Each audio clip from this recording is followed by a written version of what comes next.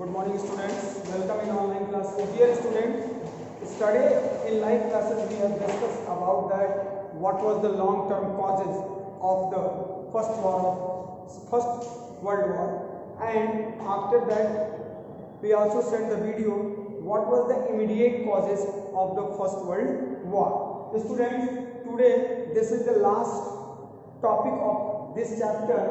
Result of the war. You know that after the First World War, the victor nations, especially Britain, France, America,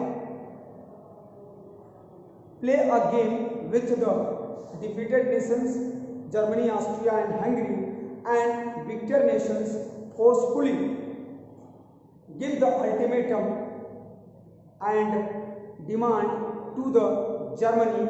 Those are related by the 14 points. Woodrow Wilson, the president of USA, play a very important role after the war for the peace settlement. This is a very important question. Many times the question is asked, who decided the peace settlement? Those are known as the Treaty of Versailles. Treaty of Versailles, Paris में एक conference हुआ जिसमें Woodrow Wilson ने 14 points का एक demand prepare किया और इस 14 पॉइंट्स की डिमांड को जर्मनी के ऊपर या जर्मनी से इस पर साइन करने के लिए मजबूर किया। जैसा कि आप जानते हो, तो फर्स्ट वर्ल्ड वॉर जो हुआ था वो विक्टर नेशंस और डिफीटेड नेशंस के बीच में एक समझौता के बाद इस वॉर का अंत होता है। Student, the peace settlement is known as the treaty of Versailles. This peace settlement negotiated by the Woodrow Wilson, the president of USA. France, Britain and USA, they give an ultimatum through the Woodrow Wilson. These are related 14 demands, 14 points. Today we will be discuss about some important points. Those are imposed on Germany and the Treaty of Versailles. No doubt the Treaty of Versailles was not a justice with the defeated nation. हारे हुए देशों के साथ जो समझौता किया गया था, हारे हुए देशों के साथ जिस हारे हुए देशों की जिस मजबूरी का फायदा उठाया गया था वो पूरी तरह से अन्याय था, अन्यायोचित था।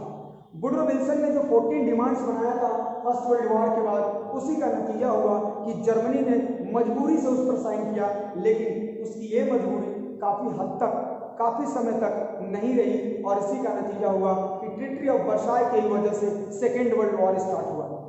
स्टूडेंट, ट्रीटी ऑफ वर्साय में जितना भी डैमेज हुआ था, जितना भी नुकसान हुआ था, जितना भी फाइनेंशियल, इकोनॉमिकल या किसी भी तरह का कोई भी नुकसान हुआ था, जीते हुए देशों ने उसका हर्जाना, उसका टैक्स जर्मनी से वसूलना शुरू किया।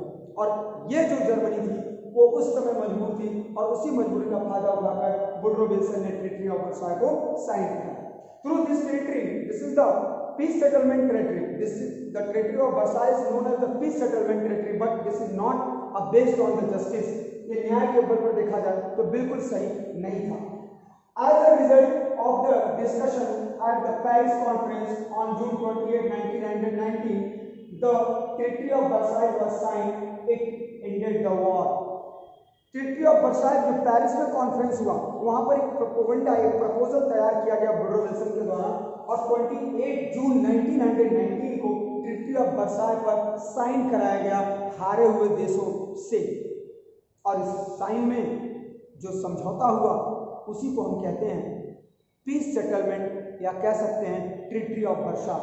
क्या था ये समझौता? क्या है ट्रीटी ऑफ वर्साय? सबसे पहला, the treaty declare Germany guilty of aggression. The treaty declare, ये जो संधि हुआ हारे हुए देश और जीते हुए देशों के बीच में जो ये समझौता हुआ, इस समझौता में ये मान लिया गया कि जो फर्स्ट वर्ल्ड वॉर हुआ उसका पूरा का पूरा दोष जर्मनी का है। Means the treaty declare German guilty. पूरा का पूरा जो दोष था इस ट्रीटी में लिख दिया गया पॉइंट नंबर फर्स्ट में कि इस वॉर का, फर्स्ट वर्ल्ड वॉर का पूरा जो जिम्मेदारी है वो जर्मनी की है।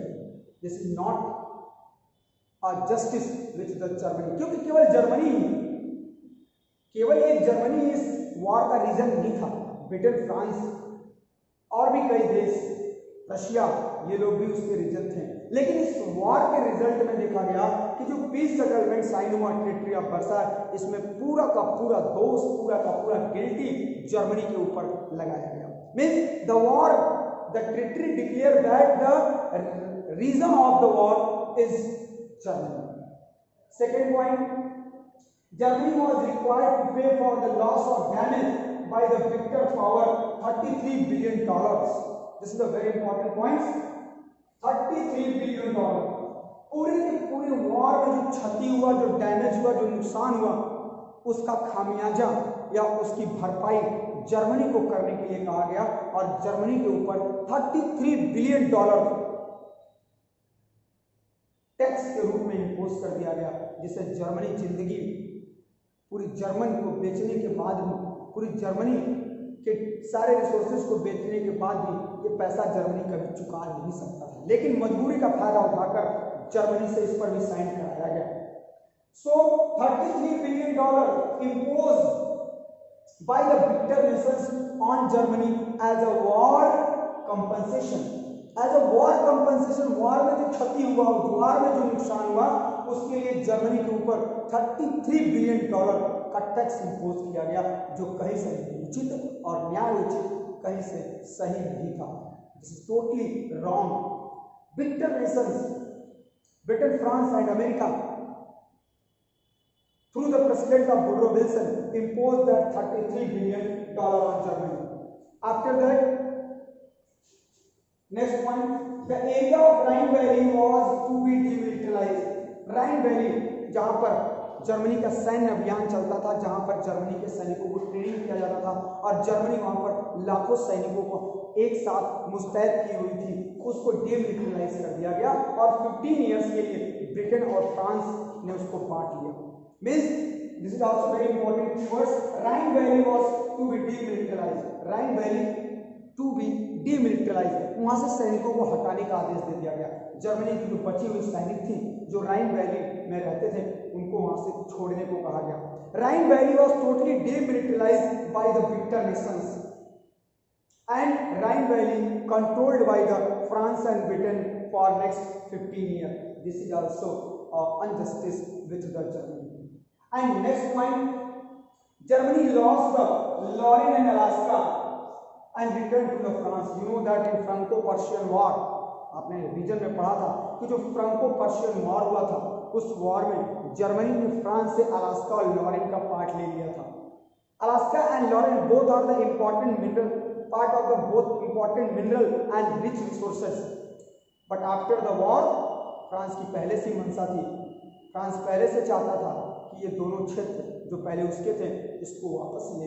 इस वॉर के बाद यही हुआ, Alsace and Lorraine return to the France by the Germany. This is also a peace settlement under the treaty of Versailles. Many other state declare as a independent. If you see the book then you find other so many points. The coal mine of the Germany, the coal mine of Germany area called the Saar basin, बहुत important area था। पूरी Germany की industry, पूरी Germany की electric supply सार basin से होती थी। सार बेसिन क्या था? जर्मनी का वो एरिया था जहां पर कोल माइन हुआ करती थी। Saar basin those are under the Germany, totally free by the Germany and it was controlled by the France for 15 years.